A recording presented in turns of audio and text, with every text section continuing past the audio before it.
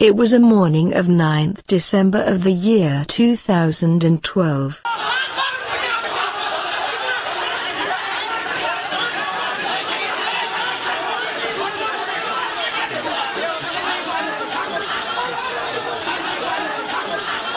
Biswajit, a Hindu tailor from Old Dhaka of the capital, was going to his shop and was hacked to death. Biswajit was killed by Awami League's students' front's Pagodas, who marked him as a demonstrator and beaten him brutally till his death. He screamed, "I'm a Hindu, please don't kill me," and plead for his life. But the Awami League men did not pay any heed and killed him on the spot. This was one of the hundreds of the examples Awami League government has set during their rule. Attacking the minor community and keep blaming others for the attack is a political game played by Awami League since 1972. On September 29, 2012, Buddhist community of Ramma was attacked by a mob led by Awami League leader Ansarul Haq Bhutto. The attackers vandalized Buddhist monasteries, shrines, and houses of Buddhist inhabitants. But before conducting any necessary investigation and even before inspecting the place, Awami League chief Sheikh Hasina and her Home Minister pointed her finger at the opposition groups. She said, "The opposition do not have to say what should be done." তবে BNP নেত্রীকে বলবো, আপনি এই যে সর্প হয়ে দংশন করেন আর ওজা হয়ে ঝাড়েন, এই খেলাটা বন্ধ করেন। But later, the investigation report of police confirmed that most of the attackers were involved with Awami League. Police was directed not to arrest them, and of the arrestees 40 were released in bail. Ironically, the attackers, also local Awami League leaders, were seen greeting Hasina when she had her time to make her visit to Ramma. After the January 5 abnormal election, Hindus in Jessore were attacked and 2 women were raped. Many pro-government newspapers published story relating the BNP Jamaat men with the incident. But the rape victim herself unearthed the fact in a clandestine interview to a satellite channel. She revealed how the Awami League supporters raped her intruding into her house. They have looted our house and raped us. They are animals indeed. Though many people alleged Jamaat for the crime, the fact is totally different, as the rapists arrested by police belong to Awami League. Rapists found the women in an indefensible situation and attacked them. They knew the victims. They confessed these facts to us. One of these rapists is Mofiz. Mofiz and his family are known as Awami League supporters. They cast their vote even in the January 5 election for Awami League. No, we don't support Jamaat. We have always voted for Awami League. All of us went to the center. The family of the victim said, Awami League supporters did the crime. I used to call the rapist uncle. He has been jailed. He took my chastity, my everything. The blame game of Awami League is not a new trend in Bangladesh. With a view to tarnishing the image of Bangladesh Nationalist Party BNP, Awami League itself conducts several such attacks. In Netrokona, when a local Hindu leader, Sobi Biswash, decided to contest the farcical January 5 polls, the Awami League men started attacking temples and vandalizing the idols of goddess Durga to create fear among the local Hindus who decided to vote for Sobi Biswash. Somehow they came to know our decision, then they started dirty politics. Netrokona is known as a stronghold of Awami League. Nothing can be done without their patronization in Netrokona. The long-standing rivalry between the politicians of Awami League resulted in vandalizing the temples in Netrokona. A similar incident occurred in Pabna, when the Hindus decided to vote for a renegade candidate Abu Saeed. The candidate in a talk show disclosed how his Hindu followers were threatened. In Bila municipal area, a Hindu doctor named Odakor worked for me in the election. The next day he was beaten by Awami League men. And the state minister of home himself said the Hindus that he will forcefully convert them into Muslim if they do not vote for him. Former State Minister of Home, Mr. Shamsul Haq Tuku, is responsible for many such assaults in Pabna.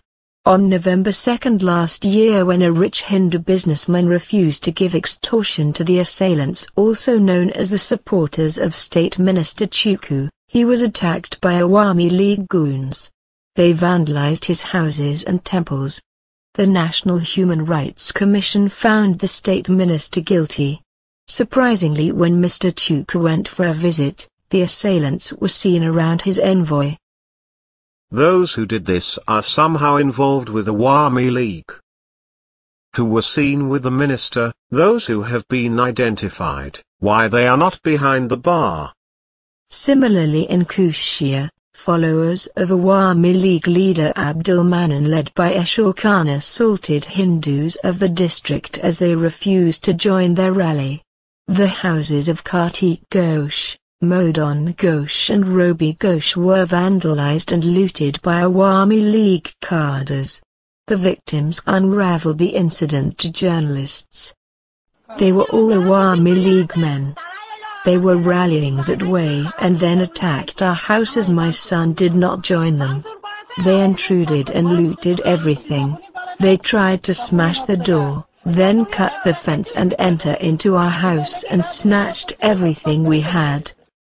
As the Hindus refused to join their program and rally yesterday, they attacked almost 300 Hindus of Jarampur of Kimakali in Kushia. I came to know that they did it on the direction of Awami League cadre Shokalam.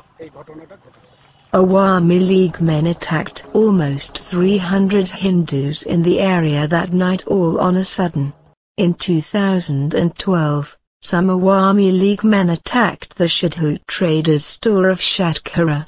When the brother of Oshim Shadhu, Yujjal Shadhu, tried to resist the attack, they cut the tendon of his leg. Yujjal Shadhu described the incident.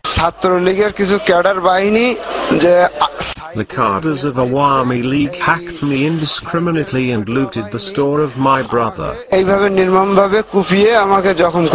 Later, the other shop owners also recognized the assailants as Awami League men. They belong to Awami League. We identified Patra League activists Akram and Shahag of the gang. Most of the attacks the Hindu community have to suffer in Bangladesh are either politically motivated, or attempt at grabbing the Hindu properties. After the January 5 election, The Time magazine published a significant article about the minority Hindus in Bangladesh. The article states, much of that violence is down to land, or rather its scarcity. Jyotirmoy Barua, a Supreme Court lawyer in the capital Dhaka, explained the situation this way. When we say it's just political, it legitimizes the violence. If you burn their house, they will leave the country, and you get their land. The Time concluded that, the violence isn't just perpetrated by Jamaat. In other provinces, opportunistic Awami League leaders have been accused of using divisive communal sentiments to enrich themselves. For example, in Rajshahi, the land of a Hindu trader Gopal Ram was grabbed and his house was bulldozed as he refused to sell his property to an influential businessman Nalam Haran, who is a friend of Awami League leader K. Raut Samanlitan. The family was denied justice due to the involvement of a ruling party leader. The landowner Gopal Ram recalled the night when his house was bulldozed. My mother used to live here. That night when she was sleeping they started demolishing my house. My mother would have died that night if she failed to wake up in time. Not a single man helped us. I had a small mill here which was bulldozed. They left only 1/3 of our land for us so that we can live. Another 2/3 was grabbed. Now I have to live from hand to mouth. We are suffering a lot since then. During the rainy season, our house gets flooded. We were denied justice till now. Bangladesh has seen a significant decline in the number of Hindus in Bangladesh since 1971. Starting from 14%, the percentage of Hindu population in Bangladesh has now stood at only 9%. The main reason behind the migration of Hindus is not entirely political, rather the lucrative lands owned by Hindus in Bangladesh. Most of the Hindus leave Bangladesh due to the grabbing of their land, mostly by ruling party leaders and activists, asking of extortions as well as ransom, and sometimes after receiving death threats. In 1974, Awami League leader Sheikh Mujibur Rahman, known as one of the masterminds of 1946 Kolkata riots, enacted the Vested Property Act, 1974, that gave state the authority to grab any properties that belong to the Hindus. Since then, the Vested Property Act has been used as a weapon to grab the lands of Hindus in Bangladesh. According to a study conducted by Professor Barakat, most of the lands once owned by Hindus in this region are now under the effective control of Awami League leaders. Somehow they lost their properties either because of Enemy Property Act and or because of vested. The January 5th election with a very low turnout gave Awami League a legitimate power to practice, as they have no responsibility towards the people of Bangladesh. The democratic institutions to uphold the human rights have been shattered by the election. The unwholesome politics of the ruling party and their immense power have made them more desperate than any other time. As a result, attacks on Hindu community have been escalated. This month a Hindu was killed by 6 Awami League cadres in Lalmonirhat. 2 Hindu girls were abducted. At least 56 temples have been demolished and more than 100 idols have been vandalized this year. More than 30 rapes of Hindu women were reported within 8 months of the year. The allegation is against Awami League leaders now, as they are enjoying an impunity. Both the Awami League candidate and the renegade candidates are from Awami League. They have patronized the attacks on Hindus in Jessore and Netrikona.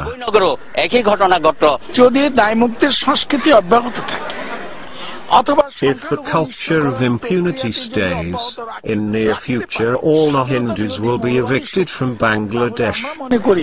Bangladesh সংখ্যালঘু শূন্য হতে আর খুব বেশি দিন অপেক্ষা করতে হবে না।